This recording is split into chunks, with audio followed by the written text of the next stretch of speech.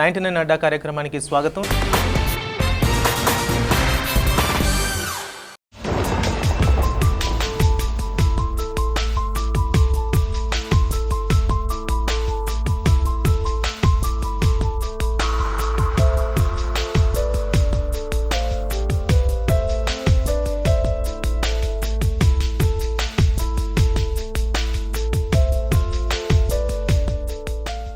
మీరు రాసిన అన్ని కథల్లో అంటే దర్గామిట్ట కథల దగ్గర నుంచి నిన్న మొన్న మీరు రాస్తున్న మెట్రో కథల దాకా మీకు నచ్చనిది ఏదైనా ఉందా? నేను ఇది పొరపాటున రాశాను, సగంలోనే ఆపేశాను, ఇది ఇలా కాదు రాయాలి, నాకు నచ్చకపోతే అది నేను రాయలేను. అప్పటికి నచ్చి తర్వాత కాలంలో నచ్చకపోయినా నేను చాలా తక్కువ రాశాను. అంటే తక్కువ రాయడం అంటే నా న్యూ బాంబే టైలర్స్లో 15 కథలు ఉంటాయి, 12 కథలేమో ఉంటాయి, 15 ఏళ్లలో రాశాను. కాబట్టి నచ్చకుండా ఏమి రాయడం అంటూ ఉండదు. బాగా నచ్చి అన్నీ కూడా అంటే బాగా నచ్చింది కానీ నచ్చనిది కానీ ఏం చెప్పలేని పరిస్థితి మీకు? అన్నీ నాకు నచ్చినవే, ఎందుకంటే వాటన్నిటికీ ఒక విలువ ఉంది నా నా నా ప్రయాణంలో. అవన్నీ దాటి వచ్చినవి కానీ నచ్చకుంటే మీరు రాయరు కూడా. కొన్ని వెనక్కి చూసినప్పుడు ఇది మళ్ళీ నేను రాయగలనా అని అట్లా అనిపిస్తుంది. అట్లా అనిపిస్తుంది. ఒకేలా రాస్తే డిఫరెంట్గా రాస్తానని కూడా అనిపిస్తుంది. ఉదాహరణకి న్యూ బాంబే టైలర్స్ కథ ఉంది అనుకోండి, దాన్ని ఒక సంవత్సరం పాటు రాశాను, రాస్తూనే ఉన్నాను. అవునా? నిజంగా అంటే సినిమాలు ఇప్పుడు సపోజ్ 3 ఏళ్ళు తీసాం, 4 ఏళ్ళు తీసామని చెప్తూ ఉంటారు, కానీ కథలు రాయడానికి కూడా సంవత్సరం పడుతుందా? ఒక కథ అంటే మరి రాశాను కదా, 2.5 గంటలు సినిమా తీసే కథ కాదు. పెండెన్ సోడా సెంటర్ అయితే నేను ఒక 6 పేజీల కథ మీరు రాసేది, లేదంటే 10 పేజీలు. ఇంకా మీరు అన్నట్టుగా ఇందాక కింద నేల ఉంది దాదాపు 32 పేజీలు. కథ రాయడానికి సంవత్సరం పడుతుందా? నేను రాశాను కదా కింద నేల ఉంది కదా, నేను 6 నెలలు రోజు రాశాను. అసలు మీరు కథ రాసే పద్ధతి క్రమం ఎలా ఉంటుంది అసలు? ఎట్లాగని రాయొచ్చు. వన్స్ మీకు గర్భంలో పట్టడం, కథ బీజం పట్టడం అనుకోండి, అప్పటి నుంచే రాయడం మొదలెట్టారనుకోండి, అది 9 నెలలు కూడా పట్టొచ్చు. పెండెన్ సోడా సెంటర్ అని కదా 2 ఏళ్ళు రాశాను. ఎందుకు రాశానంటే అది రాయాలనే నిర్ణయం తీసుకోవడం ఒక బీజం అయితే ఎలా రాయాలి, దానికి సమాచారం ఏంటి అనేది నేను 3 సార్లు 4 సార్లు కావాలి వెళ్తూ వస్తూ నోట్స్ రాసుకుంటూ దానికి సంబంధించి అది ఒక ఫ్రీడమ్ ఫైటర్ కదా, చరిత్ర చదవాలి, క్విట్ ఇండియా మూమెంట్ గురించి చదవాలి. అవన్నీ కథలో అసలు ఒక వాక్యం కూడా రావు, కానీ వాటిని మనం చదవాలి. తర్వాత ఆ క్యారెక్టర్ని నా జీవితకాలంలో నేను చూడలేదు, దాన్ని ఊహించుకోవాలి, దాని కోపం ఎలా ఉంటుంది, ఇవన్నీ ప్రాక్టీస్ చేస్తూ చేస్తూ చేస్తూ అది 2 ఏళ్ళు పట్టింది. అంటే ఇందాక మీరు మాటల మధ్యలో కథ తయారు చేయడానికి కొంత టైం పట్టచ్చు అని అన్నారు. కథ తయారు చేసేదా, దాంతో కథే ఉద్భవించేదే? తయారై ఉంటామంటే సహజ ఉద్భవం, సహజంగా ఒక దానికి స్పందిస్తాం. దాన్ని ఎలా డెలివరీ చేయాలనేది మన రచయిత అనేది ఆ ప్రాసెస్ని ఒక్కొక్కరు ఒక్కో విధంగా చేస్తారు. నా పద్ధతి అది. కొత్తగా రాస్తున్న కథకుల మీద మీరు చాలా అరుదుగా మీ అభిప్రాయాలు చెప్తూ ఉంటారు. ఎందుకని అంటే ఇప్పుడు రాస్తున్న తరం మీద మీకు తెలియని అసంతృప్తి ఉందా, లేదా ఇగ్నోర్ చేయడమా, లేకపోతే స్పందిస్తే మళ్ళీ ఏంటి మీ పరిధి? లేదు, నేను అసలు వాళ్ళకంటే సీనియర్ అని అనుకోను. హానెస్ట్గా చెప్తున్నాను, నేను వాళ్ళకంటే సీనియర్ అనుకోను, లేదా నాకు సర్వం తెలిసిపోయింది అనుకోను. అసలు చిన్న చూపే చూడను. నేను అసలు ఇంకా చాలా గౌరవిస్తాను అంతర్గతంగా ఎవడైనా బాగా రాస్తే. నేను ఎందుకు కామెంట్ చేయనంటే నేను ఇంకా జుట్టు తెల్లబడి రిటైర్ అయిపోలే. నేను ఇంకా ఇప్పుడే మొదలయ్యాను. ఇప్పుడు మీరంతా పొగడ్త కోసం ఎదురు చూడాలంటే ఒక రచయిత మీరు వృద్ధులు అవ్వాలి. ఇప్పుడు రాస్తున్న వాళ్ళంతా నాకు పోటీదారులే, అంటే సహజమైన నా సమకాలికులే అనుకుంటాను. కొత్తగా వచ్చిన వాళ్ళు కూడా వీళ్ళు ఇది రాస్తున్నారా, నేను రాస్తున్న క్రమంలో వీళ్ళు ఎక్కడ నిలబడుతున్నారు, లేదా వీళ్ళు చేస్తున్న ప్రయత్నంలో నేను ఎక్కడున్నాను అనేది చూసుకుంటూ నేనేం చేయాలనుకుంటూ చేస్తూ ఉంటాను. అందులోనే నేను ఎక్కువ బిజీగా ఉంటాను. అందుకే నేను ఎక్కువగా ఎవరైనా కలవటం, తర్వాత అది ఆ పనుల్లో ఉండను. కాబట్టి కొత్త తరం ఎవరు మీ దగ్గర నుంచి కామెంట్స్ ఎక్స్పెక్ట్ చేయకూడదు. అంటే కామెంట్స్ అంటే నేను అందరికీ చదువుతాను. నేను ఫోన్ చేసి చెప్పడం వల్ల వాళ్ళు ఎవరికన్నా కొంత దారి దొరుకుతుంది అనుకోండి, వాళ్ళకి చేసి చెప్పున్నాను కూడా చాలామందికి. నాకు బహిరంగంగా నేను ఎక్కడ వ్యాసాలు రాయడం, ఆహా ఊహో అనడం నేను చేయను. అలాగే నా కథల మీద కూడా ఎక్స్పెక్ట్ చేయను. కాబట్టి అసలు అట్లాంటివి ఏవి పెట్టుకోకూడదని నా ఉద్దేశం. ఇప్పుడు వస్తున్న విమర్శ మీద మీ విమర్శ చెప్పండి. అసలు విమర్శ అంటూ లేదా? పెద్దగా లేదు అసలు. అంటే కథను ఎట్లా చూడాలి, ఏ సందర్భంలో ఎట్లాంటి కథలు వస్తే ఎక్కువ అప్రిషియేట్ చేయాలి, ఏ స్థల కాలాల నుంచి ఎటువంటి కథను ఏ నేపథ్యం నుంచి ఆ రచయిత రాస్తే మనం నెత్తిన పెట్టుకోవాలి, ఇదంతా కాకుండా వేరే ఏవో తూకాలతోటి అంచనాలతోటి. అంటే కథలు చదివి రచయితలకు ఫోన్లు చేసి అభిప్రాయాలు చెప్పిన వాళ్ళంతా విమర్శకులుగా చలామణి అవుతున్నారని విమర్శ ఉంది. నిజమేనా? అభిప్రాయాలు చెప్పండి వాళ్ళంతా విమర్శకులు అయిపోరు, ప్రోత్సాహకులు అవుతారు, స్నేహితులు అవుతారు. వీళ్ళు యాక్సెప్ట్ చేస్తే, వీళ్ళు అంగీకరిస్తే చేయి పట్టుకుని నడిపించే వాళ్ళు అవుతారు, పెద్దన్నలు అవుతారు. అంతే తప్ప విమర్శకులు గారు. విమర్శ తెలియాలంటే లేదా ముత్యాన్ని గుర్తించాలంటే ఆ ముక్కు వేరు.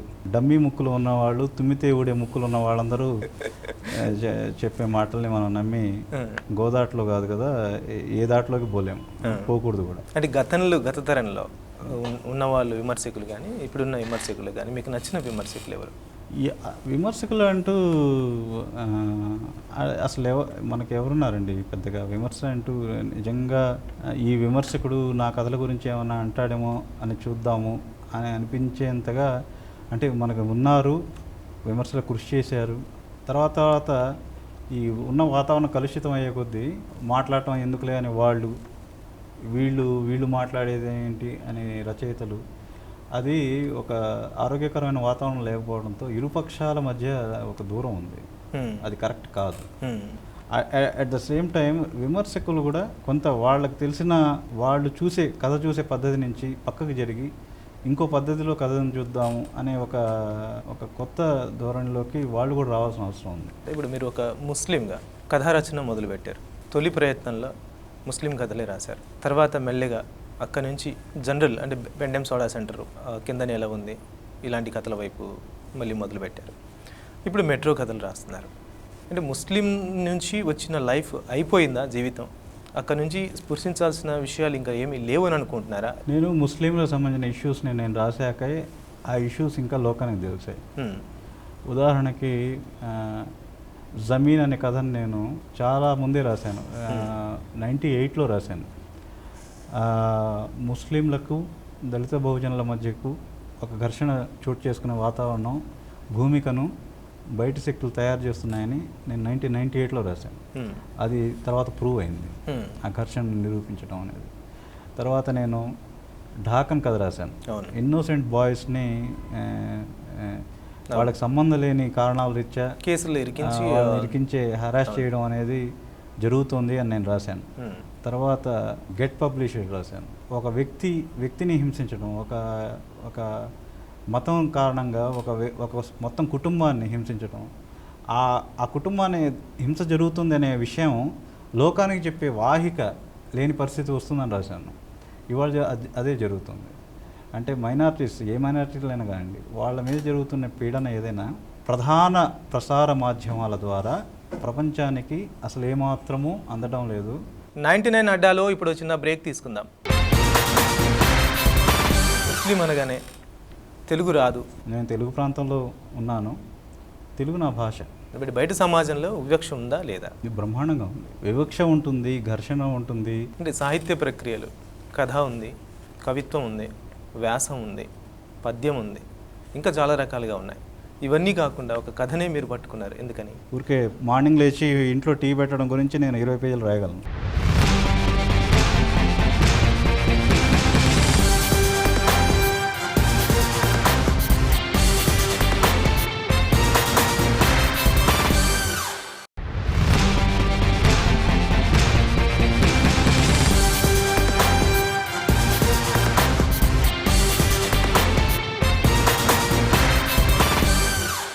Welcome back. ముస్లిం అనగానే తెలుగు రాదు, లేదా చాలా సభలు, సమావేశాలు, ప్రపంచ తెలుగు మహాసభలు, లేదంటే తెలుగు భాష ఉద్ధరణ సభలు చాలా జరుగుతున్నప్పుడు, బట్ అలాంటి సభలు, సమావేశాలప్పుడు మిమ్మల్ని పిలవకపోవడాన్ని ఒకసారి మీరు నిరసించారు.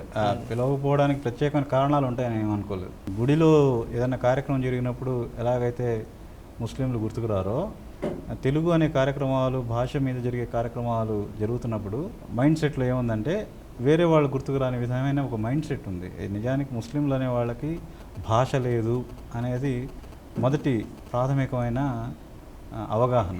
ప్రపంచానికి ఉండాల్సిన అవగాహన ఏంటంటే ప్రపంచంలోని ఏ ముస్లింకైనా వాడికంటూ ఒక భాష లేదు. వాడు ఏ ప్రాంతంలో ఉంటే అదే వాడి భాష. నేను తెలుగు ప్రాంతంలో ఉన్నాను, తెలుగు నా భాష. మరి తెలుగు రాదనే వివక్ష ఎలా మొదలైందని అనుకుంటారు? దానికి చాలా చారిత్రక కారణాలు ఉన్నాయి కదా, అవన్నీ అనవసరం. కానీ ముస్లింలకి తెలుగు బాగా వచ్చు, బాగా తెలుసు, వాళ్ళకి తెలుగు పరాయిది కాదు అనే ఏదైనా అనేది పదే పదే మనం చెప్పాలి. ఆ అపోహ ఉండొచ్చు, అది దూరం అవడంలో నా బట్టి వాళ్ళు రాసేది ఇవాళకి కూడా ఫోన్ చేసి అది పొగడతనుకొని అనే ఎక్కువ మంది చెప్పే మాట ఏంటంటే, మీరు ముస్లిం అని తెలుగు బాగా రాస్తారండి. పొగడత కాదు, అది పొగడత కాదని వాళ్ళకి తెలియదు, మనకు తెలుసు కాబట్టి విని నవ్వి. అంటే యాజ్ ముస్లింగా మీ సాహితీ జీవితంలో కానీ లేదా వ్యక్తిగత జీవితంలో కానీ ఒక జర్నలిస్ట్గా కానీ లేదా సినిమా ఫీల్డ్లో కానీ వివక్ష ఎదుర్కొన్న సందర్భం ఏదైనా ఉందా? వివక్ష అంటే ఏముండదండి, అంటే వివక్ష ప్రతిభ ఉన్న చోట వివక్ష ఉండదు. ప్రతిభకు వివక్ష లేదు, చాలా మంచి వాక్యం. ప్రతిభ ఉన్న చోట వివక్ష లేదు. సామర్థ్యాలు బొటాబొటిగా ఉన్న చోటే ఇంకో బొటాబొటి ఉన్నవాడు ఉంటే వాడిని ముందుకు నెట్టే, అంటే నిన్ను వెనక్కి నెట్టడం కాదు, వాడిని ముందుకు నెట్టే ప్రయత్నం చేస్తాడు సహజంగా. అది మనకు వివక్షగా ఉండవచ్చు. నిజంగా మనకు సామర్థ్యాలు ఉంటే ఇవాళ ప్రపంచంలో ఉన్న చాలా భారతదేశంలో కానీ తెలుగు ప్రాంతంలో కానీ ప్రతిభ ఉన్న ఏ కులము మతం వాడైనా రాణించే తీరుతాడు. ప్రత్యేకంగా వివక్ష అంటూ ఉండదు. వివక్ష ఏమంటున్నానంటే, నీ సామర్థ్యాలు ఒక అడుగు ముందుండాలి, దానికి నువ్వు ప్రయత్నించాలి. అది లేనప్పుడు అవే సామర్థ్యాలు, యావరేజ్ సామర్థ్యాలు ఉన్న వాళ్ళు చాలామంది ఉంటారు కాబట్టి వాళ్ళు ముందుకెళ్లే పరిస్థితులు మాత్రం ఉన్నాయి. సరే, బయట సమాజం గురించి చెప్పండి. మీ వ్యక్తిగత జీవితం సంగతి పక్కన పెట్టండి, బట్ బయట సమాజంలో వివక్ష ఉందా లేదా? ఇది బ్రహ్మాండంగా ఉంది. వివక్ష ఉంటుంది, ఘర్షణ ఉంటుంది. వివక్ష ఈ స్థలకాలాల్లో ఈ వర్గాల మధ్య ఉంటుంది, ఇంకో స్థలకాలాల్లో ఇంకో వర్గాల మధ్య ఉంటుంది. అది లేకుండా మానవ పరిణామ క్రమమే లేదు. ప్రతి జాతి ఒక్కో సందర్భంలో ప్రతి కులము, ప్రతి సమూహము, ప్రతి గుంపు, ఈవెన్ ముస్లింలలో వివక్ష ఉంది, పెద్ద పెద్ద కులాల్లో వివక్ష ఉంది, అగ్రవర్ణాల్లో వాళ్ళ మధ్య వివక్షలు ఉన్నాయి. పెద్దింటి వాళ్ళని, చిన్నింటి వాళ్ళని, ఆ పండిత వంశం అని, వీళ్ళు పామర వంశం అని, ప్రతి చోట వివక్ష ఉంటుంది. వాటిని దాటి రావడమే మానవ జీవితంలోనే అత్యంతమైన ముఖ్యమైన ఎసెన్స్ అన్నమాట. అంటే సాహిత్య ప్రక్రియలు, కథ ఉంది, కవిత్వం ఉంది, వ్యాసం ఉంది, పద్యం ఉంది, ఇంకా చాలా రకాలుగా ఉన్నాయి. ఇవన్నీ కాకుండా ఒక కథనే మీరు పట్టుకున్నారు, ఎందుకని? అసలు ఫస్ట్ నేను అట్రాక్ట్ అయింది ప్రోజ్కి. నేను స్కూల్ రోజుల్లోనే ప్రోజ్ రాయడం మొదలెట్టాను. తర్వాత ఇంటర్మీడియట్లోనే నేను కథలు రాస్తే పత్రికల్లో పడ్డాయి. అవన్నీ గాలికి పోగా 95లో, అంటే నా 21వ ఏట అనుకుంటా, నేను మొదటి కథ రాశాను. అది పుష్పగుచ్చం, ఆదివారం ఆంధ్రజ్యోతిలో పడింది. నా 25వ ఏట నేను దర్గామిట్ట కథలు రాశాను. అంటే ఒక 25 ఏళ్ల వయసులో అంటే క్లాసిక్ ఒక రచయితకు దొరకడం అనేది చాలా పెద్ద, నేచర్ మొత్తం కలిసి బ్లెస్ చేస్తే తప్ప సాధ్యం కాదు. అది జరిగిపోయాక ప్రోజ్లో నేను చెప్పాల్సిన విషయాలు చాలా ఉన్నాయని నాకు అనిపించింది. నాకు సెలెక్టెడ్ మెమరీ వల్ల కొన్ని విషయాలు బాగా గుర్తుంటాయి. ఊరికే మార్నింగ్ లేచి ఇంట్లో టీ పెట్టడం గురించి నేను 20 పేజీలు రాయగలను. అయితే చదవగలరు కూడా, చదివిస్తాను కూడా. అయితే మంచి కవిత్వం నాకు ఇష్టము, మంచి వ్యాసం రాసిన వాళ్ళన్నా నాకు ఇష్టము. బోరింగ్ అంటే ఏదైనా boring, cinema boring, poetry boring, బోరింగ్గా చేసే ఏ పనైనా అందరూ ఇష్టపడరు. కాబట్టి కవిత్వం మీద మీ అభిప్రాయం ఏంటి? కవిత్వం చాలా మంచి, చాలా సమర్థవంతమైన, ఒక చిన్న విషయంలో ఒక పెద్ద అనుభూతినిచ్చే ఒక ప్రక్రియ అది. అది కొందరికి లోపడుతుంది. దాని మార్మికతత్వం కొందరికీ తెలుసు, దాంతో ఏం చేయాలనేది కూడా కొందరికే తెలుసు. అటువంటి వాళ్ళందరూ అన్నా నాకు గౌరవం ఉంది. అయితే ఆ విద్యను తెలిసి కూడా దాన్ని అబ్యూజ్ చేస్తుంటారు కొంతమంది. అంటే మార్నింగే లేచి ఒక పోయం రాయాలి, మధ్యాహ్నం ఒకటి రాయాలి. అది రాస్తుంటే అలా రాశారని మనకు వాళ్ళు ఏ టైంలో రాశారో కూడా తెలిసిపోతూ ఉంటుంది ఒక తెలివైన రీడర్కి. ఇతను భోజనం చేసి నిద్రపోయి లేచి రాశాడు అని తెలిసిపోతుంది కదా, వాళ్ళని ఎట్లాగో గౌరవించాం. అంటే ఇప్పుడు తెలుగులో చదువుతున్న వాళ్ళ సంఖ్య బాగా తగ్గిపోతుంది, పుస్తకాలు చదువుతున్న వాళ్ళ సంఖ్య బాగా తగ్గిపోతుంది, పుస్తకాల షాపులన్నీ మూతపడిపోతున్నాయి. ఇలాంటి పరిస్థితుల్లో ఒక రచయితగా రాణించడం ఎంత కష్టం? పుస్తకాల షాపులు తగ్గిపోయాయి, దానికి కారణం ఉంది. తర్వాత పత్రికలు తగ్గిపోయాయి, దానికి కారణం ఉంది. కాబట్టి చదివే వాళ్ళ సంఖ్య తగ్గిపోయింది అనేది ఇట్ ఇంప్లైస్ కాదు. చదివే వాళ్ళ సంఖ్య అట్లాగే ఉంది, ఇంకా పెరుగుతూ ఉంది. ఇంకా పెరుగుతుందా? పెరుగుతూ ఉంది. న్యూస్ పేపర్ల సర్క్యులేషన్లే దానికి కారణం.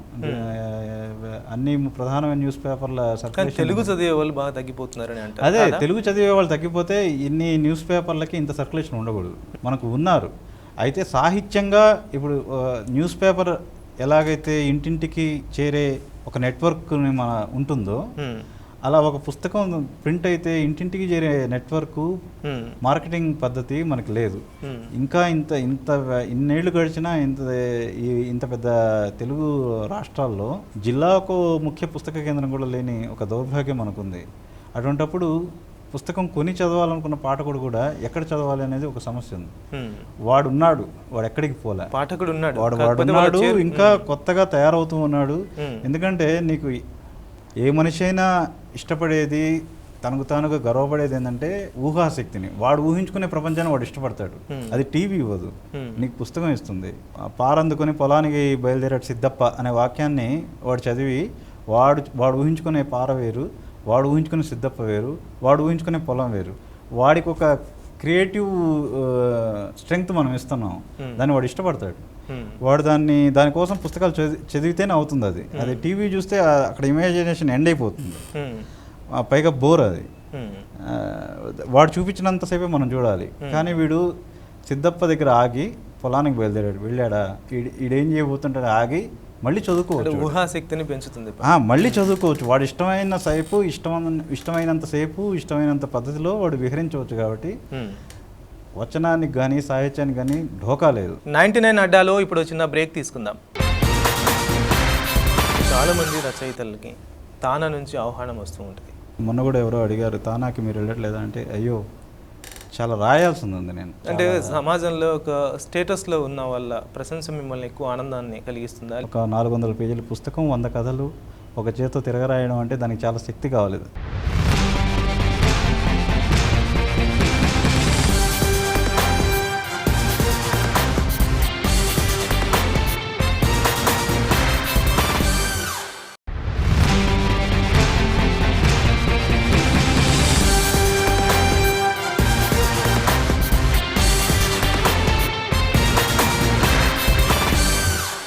Welcome back. ఇప్పుడు చాలామంది రచయితలకి తానా నుంచి ఆహ్వానం వస్తూ ఉంటుంది. అసలు అది ఒక గౌరవం అని అనుకుంటున్నారు తానాకు వెళ్ళి. తానాకు ఇప్పుడు ఈ సంవత్సరం సత్యవతి గారు వెళ్తున్నారు అనుకుంటా, చంద్రశేఖరరావు గారు వెళ్తున్నారు అనుకుంటా. వాళ్ళు చాలా సీనియర్స్ నాకంటే. నేను మొన్న కూడా ఎవరో అడిగారు, తానాకి మీరు వెళ్ళట్లేదా అంటే, అయ్యో చాలా రాయాల్సింది ఉంది. నేను ఇవాళకి తానాకు వెళ్ళాల్సిన యోగ్యులైన మంచి రచయితలు, అక్కడ ఈ పాఠకులు కలవదగ్గ రచయితలు చాలామంది ఉన్నారు ఇక్కడ. అట్లేం తొందర ఏం లేదు, వాళ్ళు కూడా ఏం తొందరపడలేదు. నేను వాళ్ళ దృష్టిలో పడాల్సింది కూడా ఉంది. మీకు వచ్చిన పెద్ద విమర్శ లేదంటే మీకు వచ్చిన పెద్ద ప్రశంస, రెండింటి గురించి చెప్పండి. విమర్శలు అంటూ ప్రశంసలు చాలా ఉన్నాయి. విమర్శలు సరైన పద్ధతిలో విమర్శలని నాకు బాగా ఇష్టమే, నేను గౌరవిస్తాను. దురుద్దేశాలతోనో లేకపోతే ఇబ్బంది పెట్టాలన్నో చేసిన విమర్శలు చాలా ఉన్నాయి. వాటిని ఎట్లాగో నేను పట్టించుకోలేదు. సరే, మీకు బాగా గుర్తుండిపోయిన ప్రశంస ఏంటి? ఏమండి, ఒక పని ఒకరు నమ్ముకొని చేస్తూ పోవాలండి. వైద్యము, ఇల్లు కట్టడం, మేస్త్రి పని, బట్టలు ఇస్త్రీ చేయడం, తోట పెంచడం, కథలు రాయడం, దాన్ని నమ్ముకొని అది చేస్తూ పోవాలి. నేను నా పనిని చాలా శ్రద్ధగా చేస్తాను. నేను ఒక వాక్యాన్ని 300 సార్లు కూడా రాసున్నాను. ఒక వాక్యాన్ని చెరిపేసి 300 సార్లు ఎవరు రాయరనుకోండి. అంటే అది పిచ్చి కాదు, అది శ్రద్ధ అనమాట. అలా చేస్తూ ఉంటే ఆ 300 సారి రాసిన వాక్యాన్ని ఎవరికో కనెక్ట్ అవుతుంది. అది కనెక్ట్ అయినప్పుడు వాడు మళ్ళీ జీవితంలో ఎప్పుడు కలవాడు మనల్ని, కానీ మన మేలు కాంక్షిస్తాడు. అలాంటి వాళ్ళు చాలామంది ఉన్నారు. ఏడ్చిన వాళ్ళు ఉన్నారు, ఇళ్ళకు వచ్చేసిన వాళ్ళు ఉన్నారు, కావలికి వెళ్ళి మా అమ్మ పాదాలు చుట్టేసిన వాళ్ళు ఉన్నారు, బట్టలు పంపిన వాళ్ళు ఉన్నారు. అంటే సమాజంలో ఒక స్టేటస్లో ఉన్న వాళ్ళ ప్రశంస మిమ్మల్ని ఎక్కువ ఆనందాన్ని కలిగిస్తుందా? లేకపోతే ఇందాక మీరు అన్నారు ఒక పల్లెటూళ్ళలోంచి మామూలు, నేను 100 తెలుగు కథ, 100 వచ్చిన 100 తెలుగు కథల్ని రోజుకొకటి డైలీలో రీటెల్లింగ్ చేశాను నేను. అది చాలా రేర్ ఛాన్స్. ఒక రైటర్కి తను ఎక్కడి నుంచి పొందుతున్నాడో అది మళ్ళీ తిరిగి చెల్లించే ఒక చాలా అద్భుతమైన అవకాశం అది. నేను దాన్ని అందిపుచ్చుకొని 70 రోజులు రాశాను. 70 రోజులు రాస్తూ ముగించేశాను. ఇది త్వరలో 100 కథలతో పుస్తకం వస్తుందని చిన్న నోట్ పెట్టి ఆ కాలం ముగించేశాను. కానీ నిజానికి అది 69 రాశాను నేను. సరే, సంఖ్యారీత్యా 70 అని చెప్పి ముగించాను. 70 రాశా కదా అన్నట్టు టోటల్ చేసినట్టుగా. ఆ రోజు సాయంత్రం నాకు నంద్యాల నుంచి ఒక బీఏ చదువుతున్న కుర్రవాడు ఫోన్ చేసి ఏడవడం మొదలెట్టాడు. భయంకరంగా ఏడుస్తున్నాడు. ఎందుకు బాబు ఏడుస్తున్నావు అన్నాను. సార్ మీరు 70 అన్నారు, నా దగ్గర 69 ఉన్నాయి, ఆ ఒకటి ఎక్కడ మిస్ అయ్యాను నేను ఏడుస్తున్నాడు అతను. అతను రోజు ఆ కథలు చదువుకుంటాడట, దాని నుంచి బోల్డ్ అంతా నేర్చుకున్నాడట. అంటే అంతకు మించిన ప్రశంస ఒక రైటర్ ఒక పనికి ఏముంటుంది. ఆ 75 లేదులే అని నేను చెప్పలేదు అతనికి, దాన్ని అట్లా ఉంచాను. కానీ వాడి కోసం ఇంటర్వ్యూ చూసిన తర్వాతనే అతనికి రివీల్ అయిపోయింది. కానీ ఆ అబ్బాయి కోసం నేను మిగిలిన 30 కథలు రాసి ఆ పుస్తకం వచ్చేదాకా నేను ఒక 400 పేజీల పుస్తకం, 100 కథలు ఒక చేతితో తిరగరాయడం అంటే దానికి చాలా శక్తి కావాలి. ఆ శక్తి ఎక్కడి నుంచి వస్తుందంటే ఇటువంటి ఒక చిన్న ఫోన్. ఇప్పటిదాకా మీరు అందుకున్న అవార్డుల గురించి చెప్పండి. అవార్డులు ఏమున్నాయండి, అవి అవార్డులు నిజంగా సంతోషపడ్డ అవార్డు అంటే కథకి సంబంధించి జాసవ్ గారి అవార్డు రావడం మంచి విషయం. అది నాకు పర్సనల్గా ఆయన రాసే పద్ధతి నాకు ఇష్టం. బాగా రాస్తారు, గొప్ప రచయిత కదా. 2 సార్లు ఢిల్లీలో కథ వాళ్ళ దగ్గర నుంచి అది చాలా గొప్ప విషయం. అది అంటే అవంతా దాటి వచ్చేసాం కాబట్టి ఇప్పుడు వాటి గొప్పతనం ఏం తెలియట్లేదు. 2 సార్లు ఎవరికి చాలా రేర్ ఇవ్వటం, వాళ్ళు ఇవ్వరు కూడా. అప్పట్లో నేను ఉధృతంగా అప్పుడే కథల్లోకి రాయడం మొదలెట్టినప్పుడు ఒకసారి దావత్ జమీన్ కథకి ఇచ్చారు, తర్వాత న్యూ బాంబే టెల్లర్స్కి ఇచ్చారు. వాళ్ళు 3 కథల్ని పంపాలి. వాళ్ళు ఆ సంవత్సరం వచ్చిన 3 కథలు ఉత్తమ కథల్ని ఎంచి నామినేటింగ్ ఎడిటర్ అని ఉంటారు. ఒకసారి దాసరామ మహేంద్ర గారు ఉన్నారు, ఆయన 3 కథలు నుంచి పంపారు. అందులో నా కథ, గోపిని కరుణాకర్ కథ 2 కథలు తీసుకున్నారు. తెలుగు కథ అంత పవర్ఫుల్గా ఉంది. ఒకరికే ఇవ్వాలి కానీ ఇద్దరు బాగా రాశారు, మేము ఇద్దరం ఒకేసారి బయలుదేరాము అని 2 కథలకు ఇచ్చారు. రెండోసారి కేకే రంగనాథాచార్యులు గారు నామినేటింగ్ ఎడిటర్, మీరు ఏమైనా చేయండి ఈ న్యూ బాంబే టెల్లర్స్ కథకు మాత్రం ఇచ్చి తీరాల్సిందే అని ఆయన పట్టుబట్టారు. వాళ్ళకు కూడా ఆ కథ నచ్చింది. అలా 2 సార్లు. చివరి ప్రశ్న అండి, ఇంకా మీ ఫ్యూచర్ ప్లానింగ్స్ గురించి ఏమున్నాయి? అంటే సినిమా లైఫ్లో కావచ్చు, లేకపోతే యాజ్ ఏ కథా రచయితగా కావచ్చు, మీకున్న ఫ్యూచర్ ప్లానింగ్స్ గురించి చెప్పండి. ఫ్యూచర్ ప్లాన్స్ అంటూ ప్రత్యేకంగా ఏమి ఉండవండి. అంటే ఇప్పుడు మెట్రో కథలు రాస్తానని నాకు అసలు ప్లానింగే లేదు. మాటల్లో రాస్తే బాగుంటుంది అంటే నేను ఇలా వెళ్ళదలుచుకున్నాను, అలా మనసులో ఒక ఏదైనా ఇది సాధిస్తే బాగుంటుంది, తెలుగులో అత్యధికంగా ఎక్కువగా కథలు రాసిన వ్యక్తిగా ఉండాలి అనే ఒక కోరిక కావచ్చు, లేదు కాస్త డిఫరెంట్ జానర్స్లో వెళ్ళిన వ్యక్తిగా ఒక గుర్తింపు కోసం కావచ్చు, అట్లా ఏదైనా ఒక భవిష్యత్తు వ్యూహం అంటూ ఏదైనా ఉందా? అట్లేం లేదండి, అట్లేం లేదు. కానీ రాస్తూ ఉండడం అది ఎంతకాలం చేయగలనో తెలియదు. కానీ రాస్తూ ఉండడం, అసలు రాయడం చాలా కష్టమైన విషయము. అది వాక్యం మన దగ్గర ఆ మ్యాజిక్ చేస్తూ ఉండాలి, ఆ మ్యాజిక్ దాన్ని కోల్పోకూడదు. అది ఆ మ్యాజిక్ చేసే వాక్యాన్ని మనం రాస్తూ ఉండడం అనేది చాలా పెద్ద విషయం. అది చేస్తూ ఉంటే నాకు సంతోషమే. థ్యాంక్ యూ సో మచ్ అండి, స్టూడియోకి వచ్చి మీ అభిప్రాయాలను తెలియజేసినందుకు. థ్యాంక్స్ అండి, మీరు కష్టమైన ప్రశ్నలు అడిగారు, సులువుగా సమాధానం చెప్పానని అనుకుంటున్నాను. Thank you. ఇది 99 అడ్డా మహమ్మద్ ఖదీర్ బాబుతో రకరకాల అనుభవాలని తెలియజేశారు. రాస్తున్న వాళ్ళకి కావచ్చు, లేకపోతే సమకాలీకులకు కావచ్చు, చాలామందికి కథనం మీద, సాహిత్యం మీద ఆసక్తి ఉన్న వాళ్ళకి ఈ విషయాలు అనేక విధాలుగా ఉపయోగపడే అవకాశం ఉంది.